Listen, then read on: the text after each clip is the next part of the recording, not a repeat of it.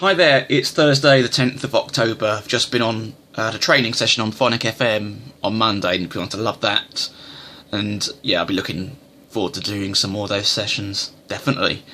Okay, so today I just woke up and thought about doing this video. It's actually an advisory video on taking Ecstacy.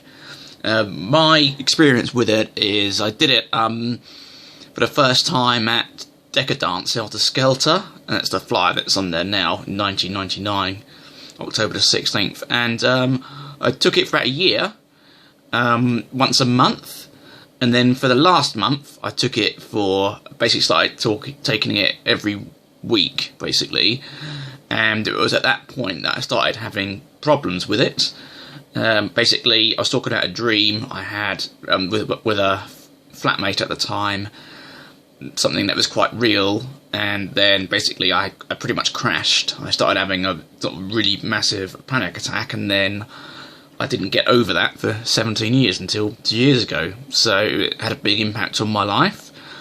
And now I have a chemical understanding of why I crashed during that year. So first I'll talk about a little bit about why I started taking it, and then I'm going to talk about the science behind it, and hopefully with that information people might be more aware of what Ecstasy can do. Okay, so first, to start with, I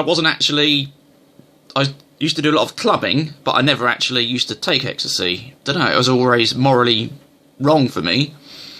Remember in 1996, somebody at university was doing it. I was like, oh, you shouldn't be doing that. It's Class A. I was really dead against it.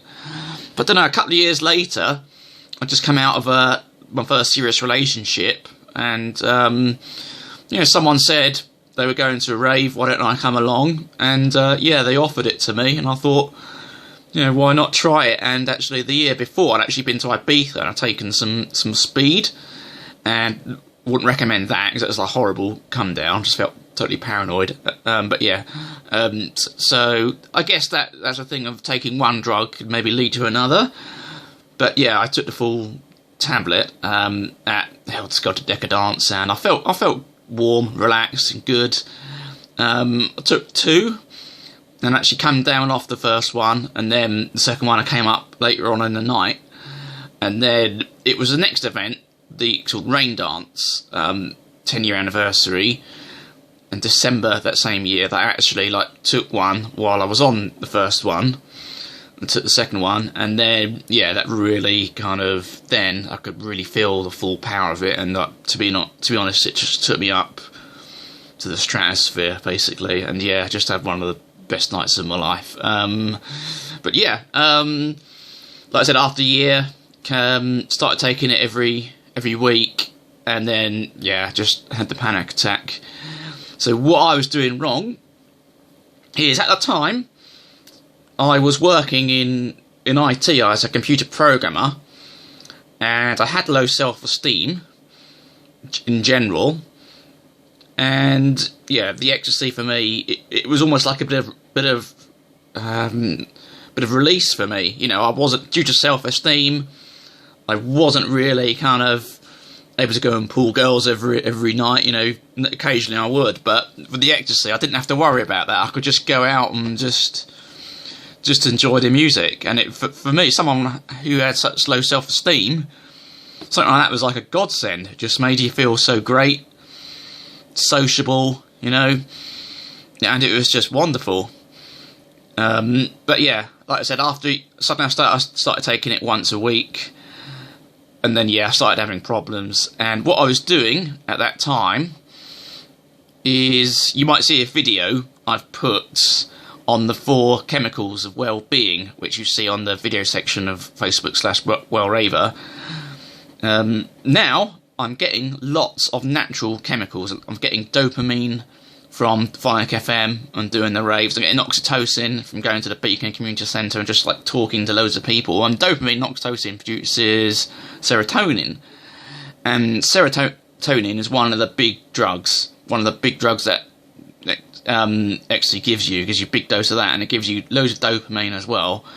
So imagine I was really excited about getting onto Phonic on Monday, but then Ecstacy would, like, you get that excitement probably times 100 or something. So it's really quite powerful feeling.